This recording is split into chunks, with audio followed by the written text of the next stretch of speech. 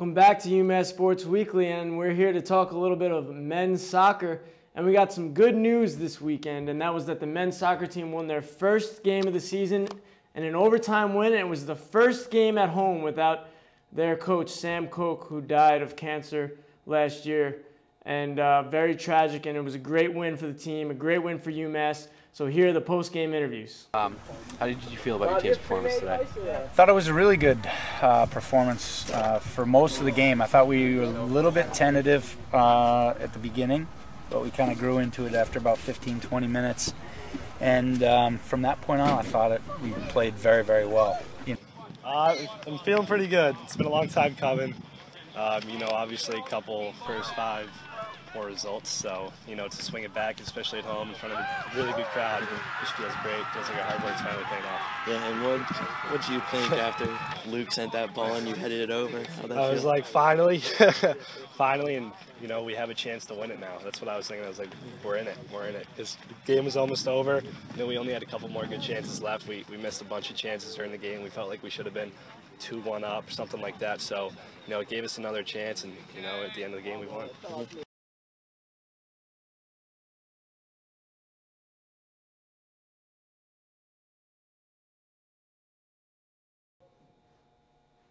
Welcome back, and I'm here with Marc, Jean Louis, and Tim Dennehey. I said Tim Dennehey.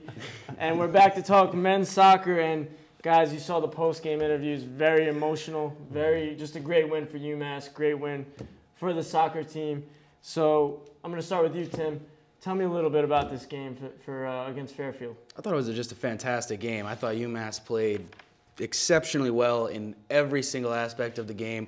I thought Ryan Buckingham did unreal, 5 saves, but just with 5 saves, that doesn't even tell you exactly what he did. He held it down. He really had a presence out there. I thought their defense really stepped up big this game. They've made up one mistake. They let one free kick, which eventually led to the goal. It was at a crucial point. It was right outside the 18.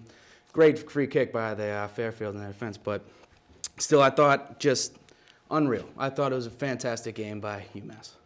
That's right, Tim. An awesome goal by Josh Schwartz in overtime for the game-winning goal, and it was just great to see on the package. You guys did a great job with that. Now, Marc, offense has been a struggle this year. We got 13 shots to 9 for UMass against Fairfield, which is a great sign for me, great sign for the whole UMass Minutemen fans, and tell us a little bit about that. Well, I noticed that coming into this game that Fairfield is a team that allows a lot of shots to its opponents. They, on average, allow more than about 7-8 shots to their opponents per game.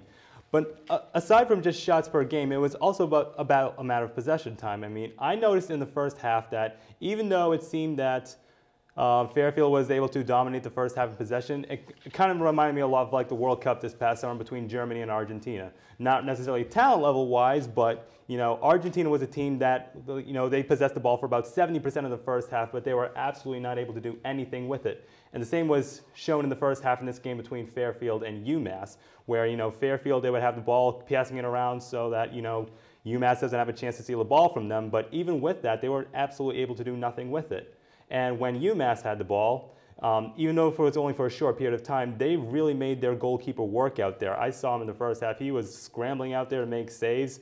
Even though he only made 7, that doesn't really tell the whole story out there. It seemed that they used the entire defense in the first half, and by the time the second half came, they had absolutely nothing left to stop the UMass attack, and I think UMass really took it to their advantage going forward. Well, thanks, Marc. And now Marc talked about the goalkeeper and Ryan Buckingham. Tim, who's your standout player in this game, in this big game for UMass? The standout player to me had to have been Luke Pavone.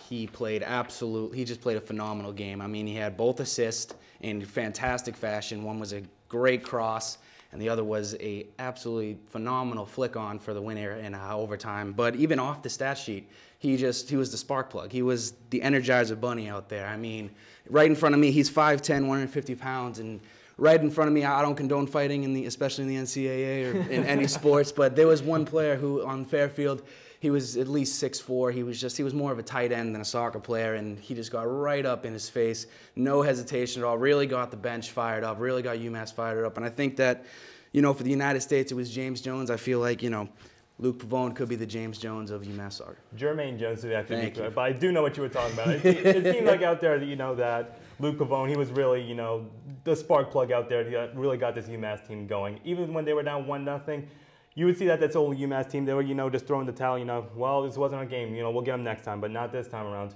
Not only just for Sam Koch, not only for just sick and tired of losing, they really wanted to win this game, and I think it really showed out there. Well, guys, we highlighted this game against Fairfield, and now we look on the schedule, and we got Harvard next. The team's 1-5 on the season. We got our first win under the belt.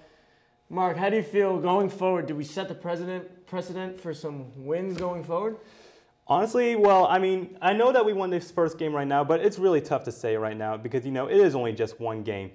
I would just looking in their past seasons at UMass, I would have to say no, that this is not going to set the precedent going forward because just looking at the past couple seasons, UMass is not that kind of team that's going to be winning A10 championships every year. Going back to about 2009, 2010, they're kind of a team that finishes at the best middle of the pack in the conference.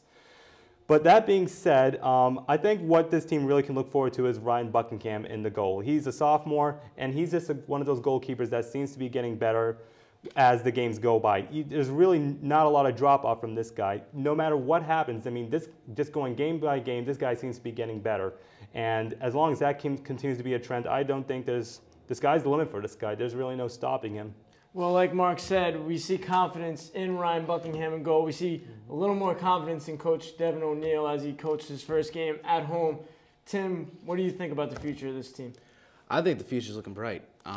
I think that this game really could have been a turnaround. I mean, Devin O'Neill said in his post-game interview, even when we've had some heavy defeats, we've literally played until the final whistle. I think if you have a team like that who's that determined, I think after a victory like this and 3 more home games to come right in a row, I think that, the sky's the limit for this team. I really think that they're going to have a turnaround. Well, that's Tim Dennehey, and that's Marc Jean-Louis, and thanks, guys, for your coverage on the on the men's team. A great win, and we're looking for some improvement going forward. We'll be back in a little bit to talk a little bit of women's soccer.